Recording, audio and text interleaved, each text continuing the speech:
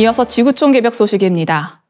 유엔 산하 세계 기상기구가 지난해 대기 중 온실가스 농도가 사상 최고치를 기록했다며 앞으로 수년간 기온이 상승할 것이라고 10월 28일 밝혔습니다.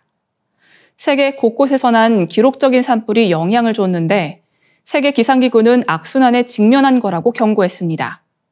이날 세계 기상기구가 발표한 온실가스 연보에 따르면 지난해 대기 중 이산화탄소 농도는 420ppm, 메탄과 아산화질소 농도는 1934 ppd, 336 ppd였습니다.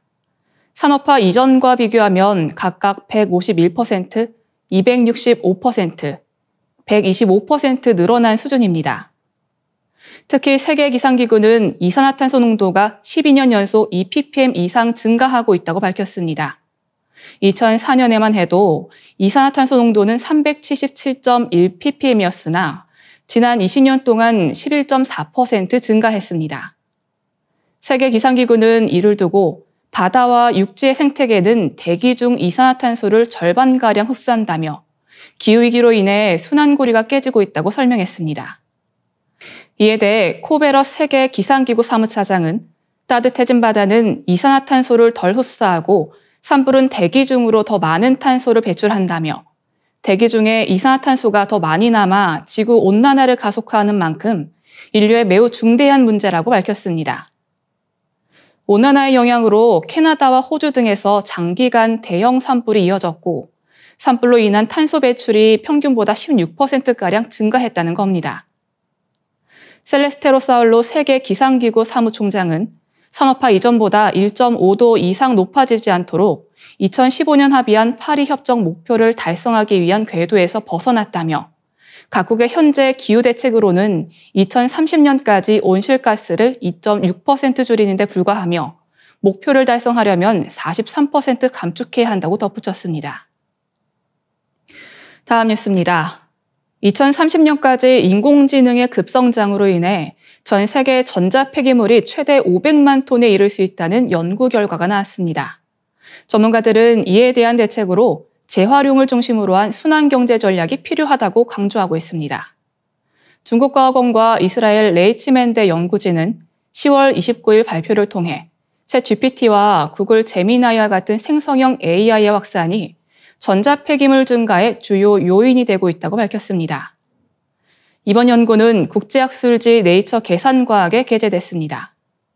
생성형 AI는 이미지 생성, 텍스트 작성 등 다양한 용도로 사용되며 이로 인해 AI를 구현하기 위한 고성능 하드웨어와 반도체의 수요가 빠르게 증가하고 있습니다. 연구진은 AI의 확산이 가장 빠르게 이루어질 경우 2030년까지 북미, 동아시아, 유럽 지역을 중심으로 연간 최대 250만 톤의 전자 폐기물이 발생할 것으로 예상했습니다. 2020년에서 2030년 사이 총 전자 폐기물은 120만에서 500만 톤에 이를 것으로 예측됐으며 그중 500만 톤에는 인쇄 회로 기판 150만 톤과 배터리 50만 톤이 포함되어 있습니다. 이러한 기기들은 납과 크롬 같은 유해 물질을 포함하고 있어 환경 오염 위험이 큽니다.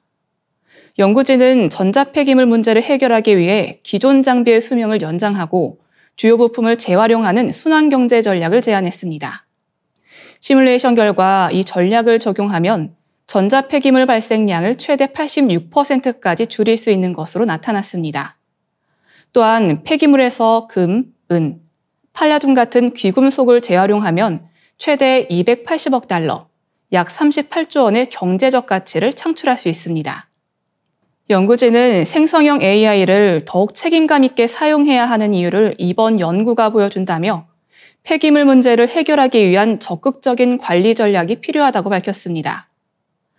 올해 7월 안토니오 구테우스 유엔 사무총장도 보고서를 통해 AI의 환경적 영향을 경고한 바 있으며 디지털 도구의 확산이 원자재 고갈, 물과 에너지 소비 증가, 대기 오염, 폐기물 증가 등 환경에 미치는 영향을 강조했습니다. 다음 뉴스입니다. 세계에서 가장 부유한 억만장자 50명이 평균 1시간 30분 만에 배출하는 탄소량이 일반인이 평생 배출하는 것보다 많다는 분석 결과가 나왔습니다. 국제구호개발기구 옥스팜은 10월 28일 발표한 생명을 위협하는 탄소 불평등 보고서를 통해 슈퍼리치들이 전용기와 슈퍼 요트를 이용하고 오염 산업에 투자함으로써 기후위기를 가속화하고 있다고 경고했습니다.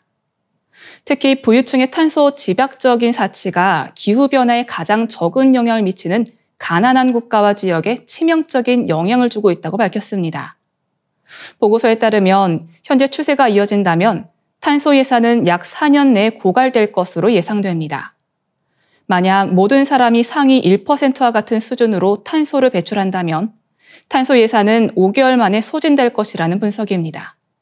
탄소 예산이란 지구 온도 상승을 1.5도 이내로 억제하기 위해 배출 가능한 이산화탄소의 남은 양을 의미합니다.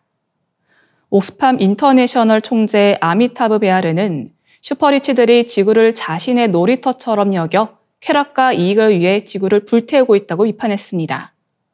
억만장자 10명은 1년에 평균 184차례 비행하며 422시간을 공중에서 보내는데 이는 일반인이 300년 동안 배출하는 탄소와 맞먹는 수준입니다. 요트를 통한 탄소 배출량은 일반인이 860년간 배출하는 양에 해당합니다. 예를 들어 아마존 창업자 제프 베이조스는 개인 전용기로 1년에 약 25일을 비행하며 이는 아마존 직원들이 207년간 배출하는 탄소량에 맞먹는 수준입니다. 월마트를 소유한 월튼가의 요트 3대는 월마트 매장 직원 약 1,714명이 1년 동안 배출하는 양과 같습니다. 보고서는 억만장자들의 투자로 발생하는 탄소 배출량이 전용기와 요트에서 배출되는 양보다 340배 많다고 분석했습니다. 특히 억만장자 투자의 약 40%가 석유, 광업, 해운, 시멘트 등 오염 산업에 집중돼 있습니다. 옥스팜은 각국 정부에 상위 1%에 대한 영구소득세와 재산세 도입, 개인 전용기와 요트 등 탄소 지박적인 사치 소비에 징벌적 세금을 부과할 것을 촉구했습니다. 옥스팜은 백만장자와 억만장자에게 부유세를 부과하면 연간 최소 1조 7천억 달러를 확보할 수 있으며 오염 산업 투자에 부유세를 적용하면 1,000억 달러의 추가 세수를 거둘 수 있다고 덧붙였습니다. 지금까지 아나운서 이영미였습니다. 더 많은 지구촌 개벽 소식이 궁금하시면 STV 상생방송 유튜브 채널을 구독해 주시기 바랍니다.